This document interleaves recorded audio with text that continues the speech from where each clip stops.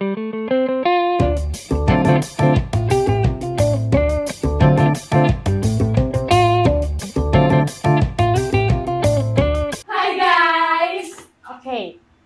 udah bisa bilang welcome back ya sekarang karena kita udah ada di episode kedua dan masih bersama kita, saya Teresia, Denis. Aku Vika. Oke, jadi hari ini kita nggak jadi di cut off, ya kan, berarti kemarin di episode 1 kita lumayan ya. Tapi nggak tahu juga sih, atau mungkin emang kepepet adanya cuma kita nggak tahu. Jadi terima kasih juga untuk umat, untuk semua orang yang udah mengakses video ini, berarti itu sebuah apresiasi yang besar buat kita. Betul. Supaya kita tetap ada di episode selanjutnya sampai ada iklan. Ya. Ada endorse. Dan kita mau ngapain sih hari ini? Sebenarnya kita kan nggak akan berdua aja kan. Yes. Kalau kita berdua aja namanya kan Gosip. Tapi kita bakalan ngajak teman gosip juga biar jadi bertiga. Betul. Masalahnya gini, kita udah gosip 16 tahun gitu loh, kan ya agak sepet juga ya. Kita rekrut anggota baru. Betul.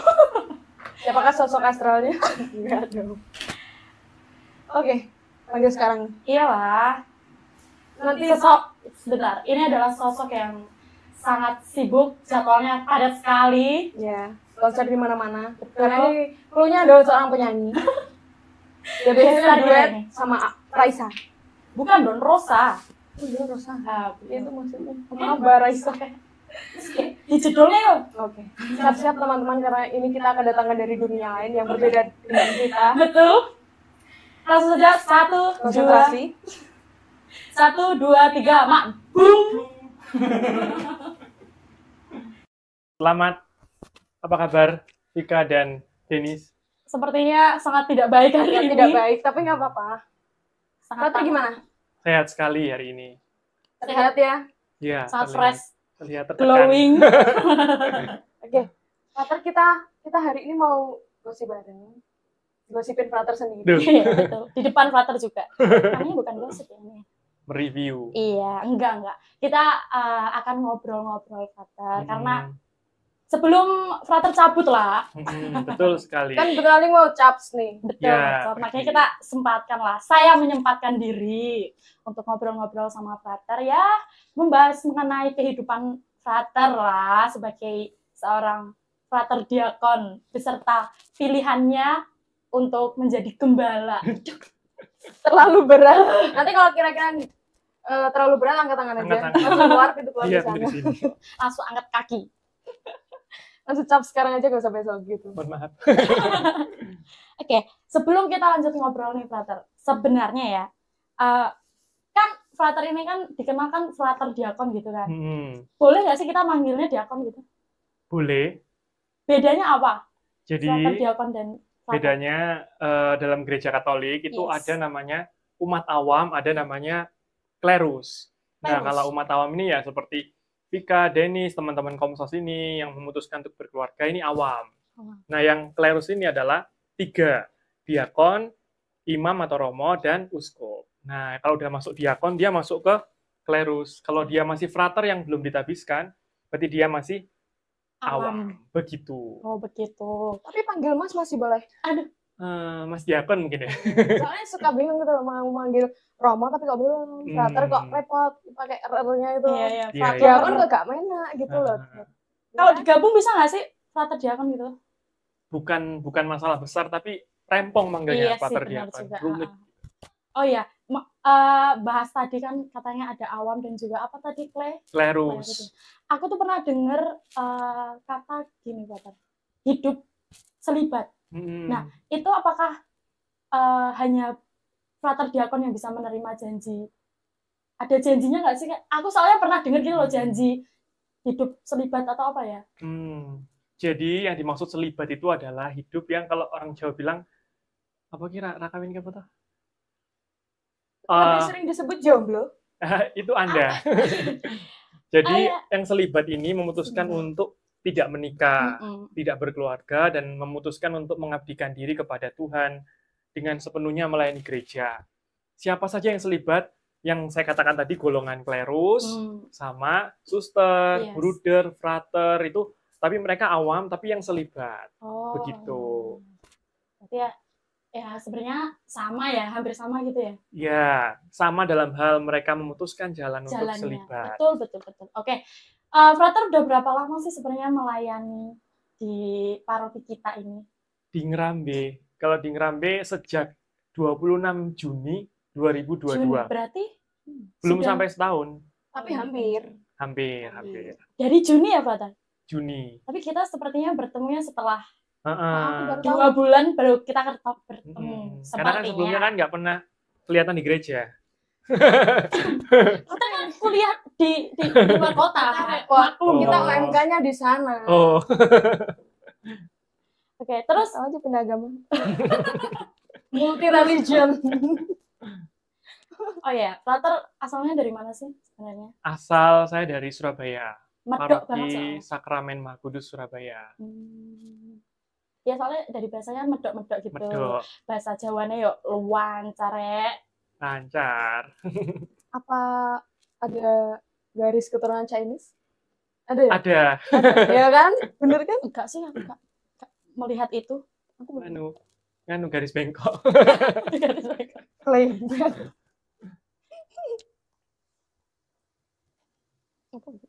Aku blank. Aku ya.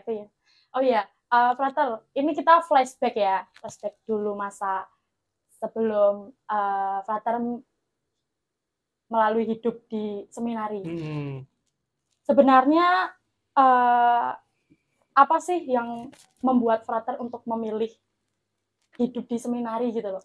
Dan masuk seminari. iya, dan apakah ada pergumulan di situ? Karena itu kan keputusan besar ya pasti. Apakah ya wis jajal sik engko nek gak betah ya metu gitu. Oh, jadi saya masuk seminari, memutuskan masuk seminari Garum itu sejak lulus SMP. SMP di Surabaya, lanjut ke SMAK Seminari Garum, Blitar. Jadi total sampai hari ini di seminari lebih kurang 12 tahun. Jadi untuk memutuskan awal masuk seminari, kalau tadi dikatakan keputusan besar ya, sebenarnya enggak karena nggak ngerti maksud seminari itu konsepnya seperti apa, nggak ngerti. Yang saya tahu seminari sekolah calon pastor, ya tertarik dengan gaya hidup pembinaannya, ya sudah tiba-tiba datang ke orang tua minta formulir, set ke pastor paroki dibantu, Romo Nano dulu waktu itu. Iya. Nanti nggak tahu. Iya. Jadi minta formulirnya, lalu set bantu ngisi, lalu diterima di seminari Garum. Meskipun itu terlambat. Jadi saya masuk gelombang kedua. Lah, saya itu sebenarnya udah ditutup, cuman masih bisa diusahakan, akhirnya masuklah sampai hari ini. Gitu. Terus reaksi orang tua pertama gimana? Tapi kalau masuk seminari itu udah pasti jadi pastor apa? Iya. Maksudnya orang tua nanti akan melepaskan sepenuhnya jadi pastor apa? Ya udah sekolah dulu aja gitu. Nyoba dulu aja gitu loh. Jadi seminari itu idealnya adalah sekolah calon pastor. Cuman dalam proses perjalanannya, kalau memang ada yang memutuskan untuk keluar juga bukan persoalan besar begitu. Oh, berarti Jadi, belum tentu. Belum gitu tentu. ya. Terus awalnya Frater memantapkan diri untuk meneruskan perjalanan sejauh ini karena mungkin kan ini udah pasti ya nanti akan ditabiskan betul.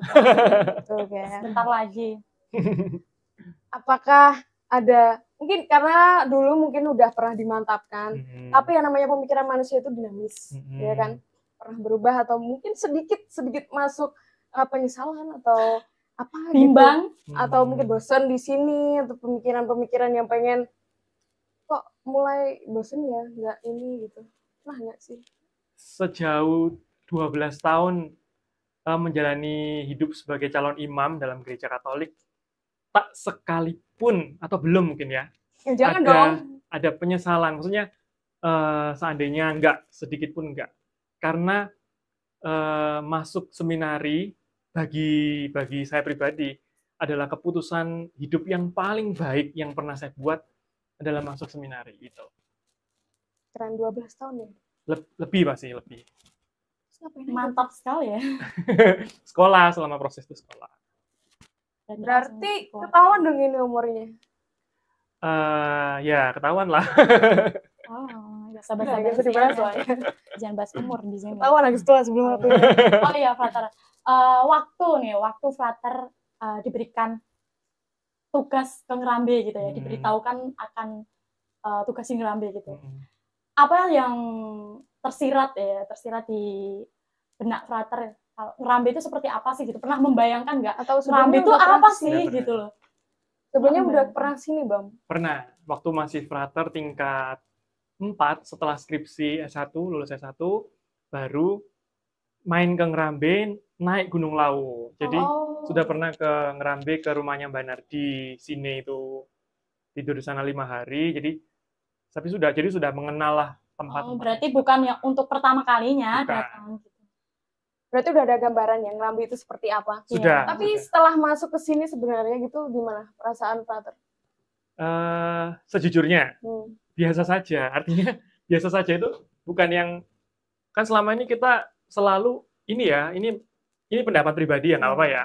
Jadi banyak orang, banyak umat yang menyangka bahwa kalau Romo yang ditempatkan di kota besar itu berarti dia hebat sekali, sementara yang di daerah mereka orang yang katakanlah tidak diperhatikan. Padahal ini pendapat pribadi.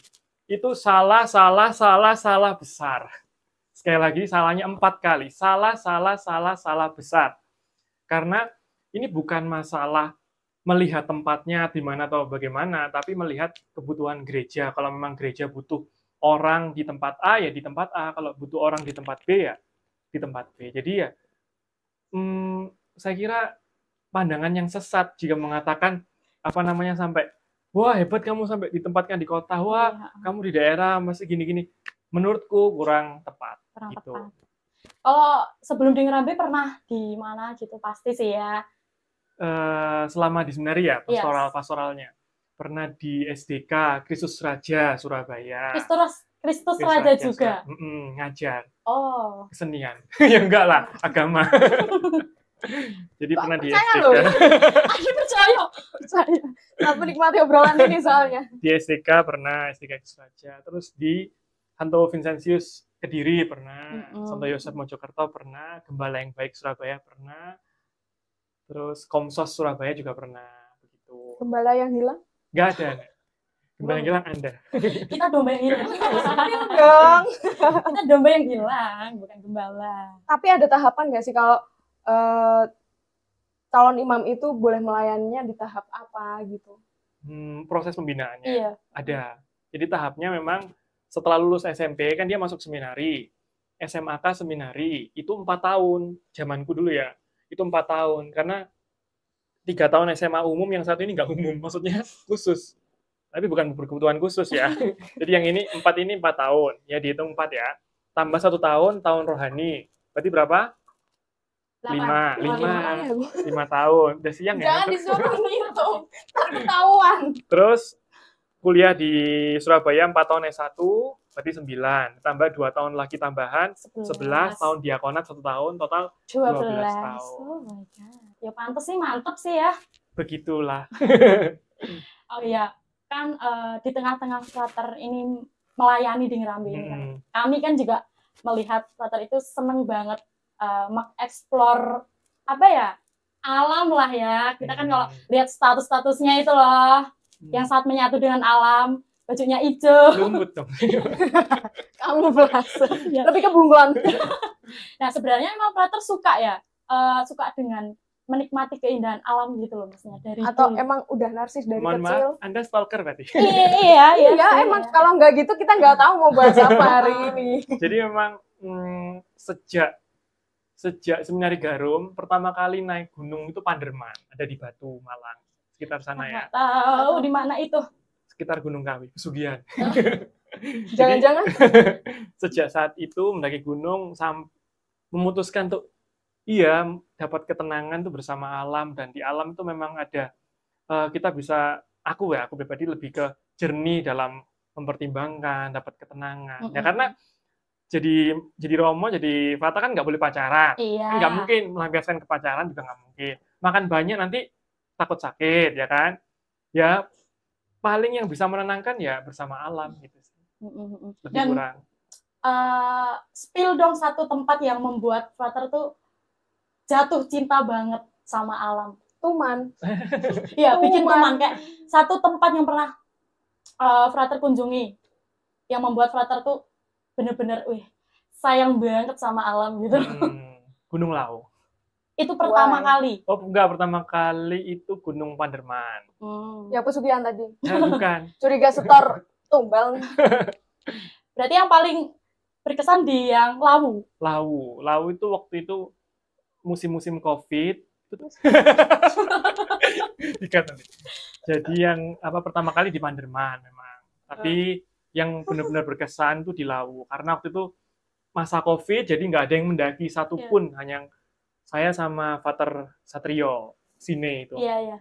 Nah itu cuma berdua aja dan itu memang benar-benar bisa merasakan ketenangan, melihat lautan awan, terus lihat Edelweiss lagi mekar-mekarnya dan maksudnya kalau sudah di posisi itu rasanya kayak aku sudah nggak kepingin apapun yang ada di dunia, mau nggak pengen HP, nggak pengen sepeda motor, nggak kepingin kemana-mana, cuman pengen ketenangan seperti ini. Suasana hatinya langsung berubah gitu ya. Mood booster. Mood boosternya di alam. Berarti memang Anda ini penikmat alam ya. Tapi kalau saya daki berdua itu takut perasaannya, udah nggak seneng lagi, nggak bisa nikmati, takut soalnya. Iya, benar sih. Ya kan? Kalau wawang nggak sih? Baru jalan aja mas, nggak usah. Ya kan? Oh ya, kemarin tuh ya namanya kan generasi milenial, maksudnya kan kita kan selalu stay dengan TikTok kita. TikTok apa ya? Sejenis makanan. Tik. Nah, waktu saya scroll itu kayak kenal nih siapa ya ini gitu loh. Enggak sih, emang jujur kita stalking. Ya wis jujur lah, kita cari tahu. Ya. Dan itu kita menemukan bukan satu akun ya, emang akunnya satu ya? Fake. Bukan, akunnya Frater. Dan kita shock, ternyata Frater kita seleb guys. Nah, jadi hari ini tuh sebenarnya pressure Frater. Karena kita mau ngobrol sama konten kreator. Gitu loh. Padahal kita baru kenal kamera. Disclaimer itu followernya beli. Enggak lah. Nanti tolong di-tweet ya teman-teman. Ini merusak akreditasi apa? Jadi memang memulai TikTok ya. Dulu mulai itu waktu skripsi. Semua bermula dari skripsi karena kan stres-stresnya. Iya. Butuh pelampiasan. Lagi scroll gitu kan. Karena sebenarnya nggak boleh bawa HP. Jadi ketika liburan boleh pakai HP.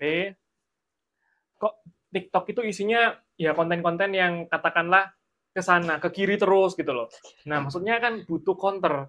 Nah, kalau mereka berani ngomong hal-hal yang nggak benar di TikTok, media sosial di platform itu, kenapa nggak aku counter pakai hal yang pewartaan? Karena kalau anak muda, jangan buka TikTok, nggak bisa karena mereka dunianya di situ. Nah, jadi pewartaan yang saya pikirkan adalah pewartaan yang masuk ke pintu mereka, tapi mereka harus keluar lewat pintuku, gitu. Pintu Tuhan, begitu. Jadi lewat TikTok, apalagi tingkat 6 seminari tinggi, saya dapat kesempatan pastoral di Komsos Keuskupan, diberi fasilitas, diberi banyak dukungan. Belajar juga di situ ya. Yang penting juga uang saku.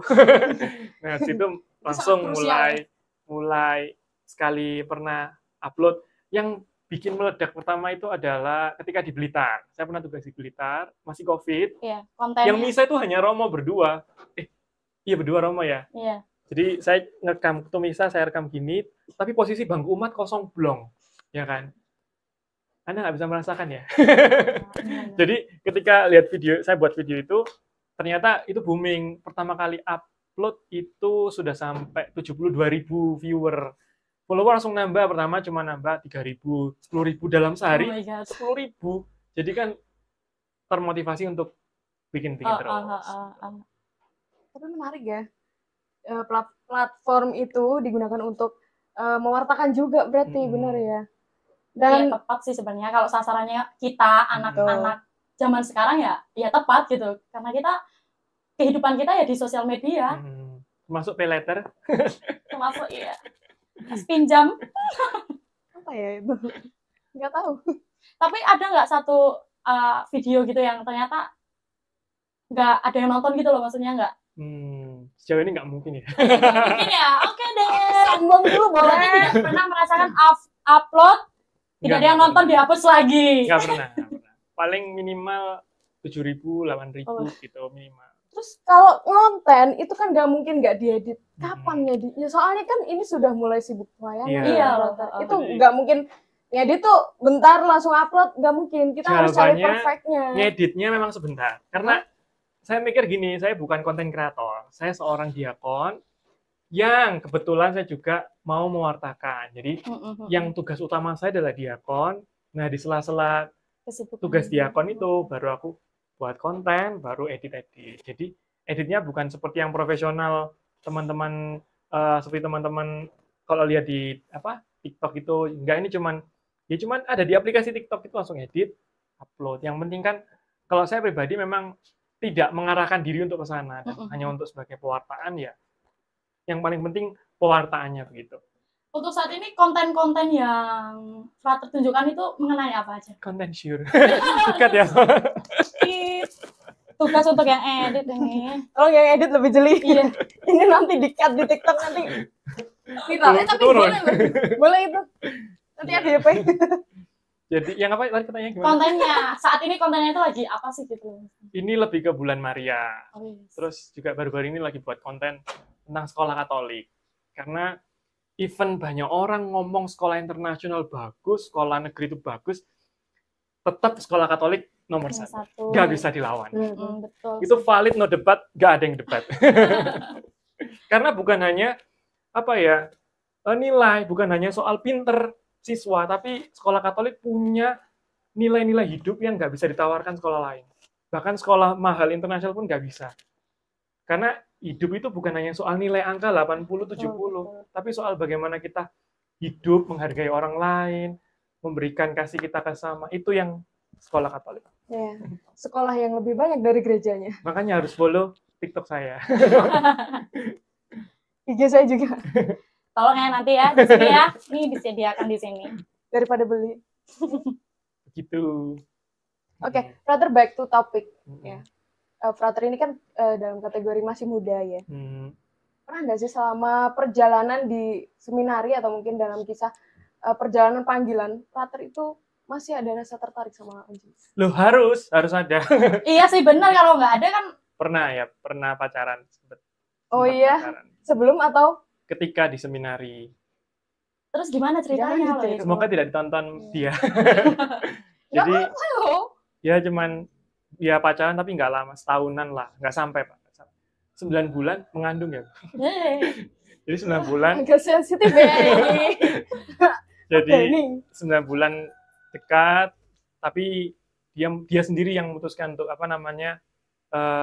mundur, dan dia memutuskan kuliah di Jakarta.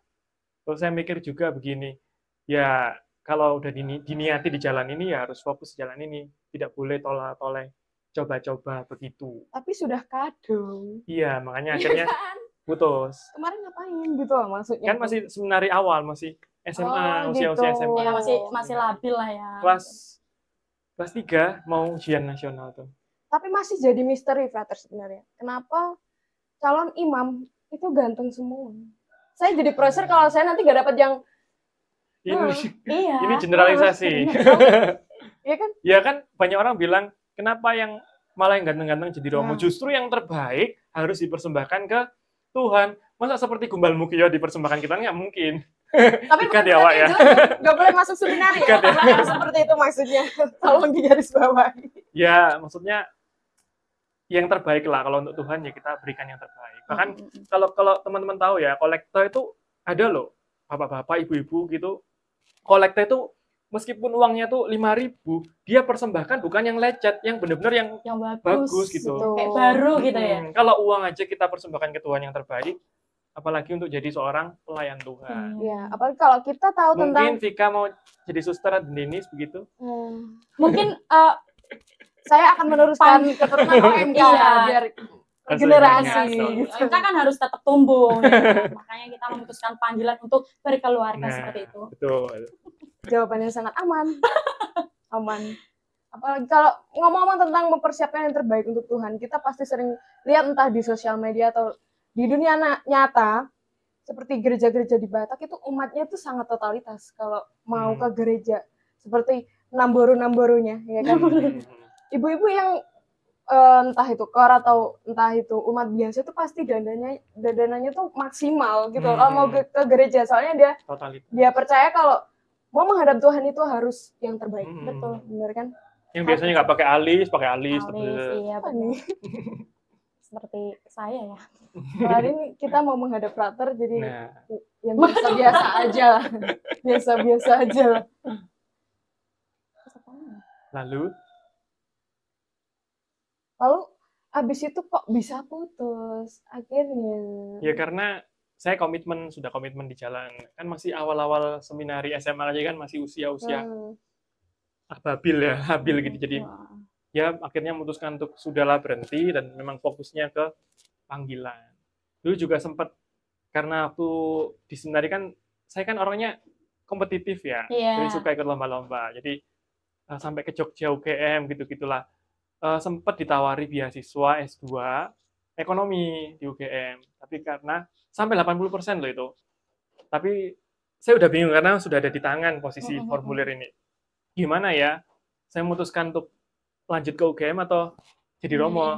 Saya mikir sampai di titik ini kan yang membuat yang membuat saya kuat itu kan Tuhan. Jadi ya pikir saya begini, panggilan saya itu bukan untuk jadi orang sukses, tapi untuk setia. Itu kan yang dikatakan Bunda Teresa. Begitu. Aplaus sekali. Oke. Emang mantap sih, frater dari awal semoga. Memang sudah mantap ya. Semoga seterusnya, ya kan? Seterusnya. Jangan yang kayak tadi tuh nggak usah lagi. Gitu. Yang kayak apa maksudnya? Soalnya dari umat sendiri tuh kalau ngelihat frater-frater itu masih ada niat untuk menggoda. Iya. Kamu kan? Soalnya pertama lihat frater di gereja itu kayak siapa? Duduk dekatnya gitu, ya bang. Itu ngaku kan dia ngaku. Iya, kita batin aja. Ini aku cepuin aja dia berniat buat mengecohkan gembala Tuhan. Tidak, pemenangnya yang pasti Tuhan. Saingannya dengan Tuhan. Iya, makanya kita mundur alon-alon ya. Selama frater melayani di Paroki Kristus Raja Ngrambi ini, frater udah kemana aja? Dan mana yang paling berkesan? Ya tentunya udah ke 10 stasi itu, sudah ke semua lingkungan, ke umat juga sudah. Tapi memang belum kunjungan ke semua tempat umat. Kalau ditanya yang paling berkesan, semuanya berkesan. Maksudnya adalah menjaga netralitas. Enggak, ikat ya. Kalau ditanya yang paling berkesan, semuanya berkesan. Karena memang setiap tempat punya ciri khasnya masing-masing. Ngeroto dengan ciri khasnya, Mulyo dengan ciri khasnya, Sine dengan ciri khasnya, dan semuanya punya kekhasan masing-masing. Terus gimana menurut frater nih kan, kalau di paroki kita kan, stasinya kan jauh-jauh gitu kan, frater aja kalau dari Ngrambi harus ke stasi, contohnya Jatimulyo kan harus menempuh perjalanan berapa menit ya? Menyeberang sungai. Ya, melewati 45. Hah? Kita aja cuma lewat mana tuh? Lewat Polikukun, Gendingan. 20 km. Itu didorong motornya. 45, kan aku memang nggak suka ngebut. Nah, karena hidupku berharga. Kalian pikir kalian nabrak tadi. Tapi kan kalau gitu berarti waktu tidak berharga. Oh, berharga. Kembali lagi tadi ya. Kan stasiunnya jauh-jauh nih. Terus gimana, frater? Apakah ya pernah ngerasa males banget kudu melampaui jarak seperti ini gitu loh? Saya sudah pernah di Blitar. Ngrambi bukan apa-apa. Di Blitar jauh lebih jauh. Ya? Kalau di Ngrambi Jatimulyo kan jalannya sudah halus, sudah jelas, aspal nasional provinsi. Di Blitar itu benar-benar literally berbatu-batu, berdebu, dan gak karu-karuan. Udah mulai dari Gunung Kelut sampai ke pantai semuanya miliknya Blitar. Wis nggak bisa dibayangkan. Itu sedikit di pedalaman ya? Enggak. Blitar itu memang, kalau Blitar Selatan yang pantai, jalur lintas selatan memang sedikit tertinggal di Jawa Timur. Jadi memang, jadi kalau disuruh tidak bermaksud membandingkan, tapi kalau Jatimulyo kan udah jelas-jelas bagus sekali jalannya, jelas lewat Sungai Yordan itu kan. Jadi jalan provinsi beda banget. Kita muter dulu harus lewat pertigaan Brazil. Saya sudah pernah di Blitar, jauh, tempat-tempatnya juga jauh pernah. Di Pacitan juga sudah jauh-jauh gitu udah pernah. Jadi ketika dapat di Ngrambi, nggak merasa jauh, malah biasa aja. Biasa aja. Tapi malah seneng justru aku kira. Soalnya Frater tuh kalau aku lihatnya suka traveling itu jadi. Anda lihat dari mana? Kita mengamati ya, pengamati Kita observasi Oh, dong. observasi. Mereview, observasi untuk mereview. Iya kan? Terus untuk yang terakhir kali nih Frater ya, gimana sih? Kan Frater sebentar lagi mau COPS. Tapi akan datang lagi ke sini kan? Sepertinya iya. Nah, kalau ada kesempatan gitu, satu saat Frater udah ditugaskan mungkin di nggak tahu di Zimbabwe atau di mana gitu, atau mungkin di negara-negara yang kembali ke entah Ngerambe, berantah gitu. Ada kembali ke kesempatan Ngerambe. untuk kembali ke Ngerambe. Nah, pas Mau kembali ke Ngerambe, mau diambil. Vika sudah punya 5 anak, Denny sudah punya 5 anak. Amin. Jangan serem. Duanya di suster. Serem tuh. Atau aja. Jadi serem ya. Apa yang bikin Frater kalau mau ambil kesempatan itu, apa yang bikin Frater mau kembali lagi ke sini gitu? Prinsipnya gini ya, dimanapun saya berada, dengan siapapun saya menghadapi orang macam apapun, keadaan bagaimanapun, saya menerima apapun yang terjadi. Jadi kayak lapang dada gitu. Karena bagi saya memilih tempat tugas, kita nggak bisa milih. Aku pengen di Surabaya, Sidoarjo, Tuban, Malang, ini apa. Kalau itu saya pribadi nggak bisa milih karena saya punya prinsip untuk menerima apapun yang terjadi gitu loh.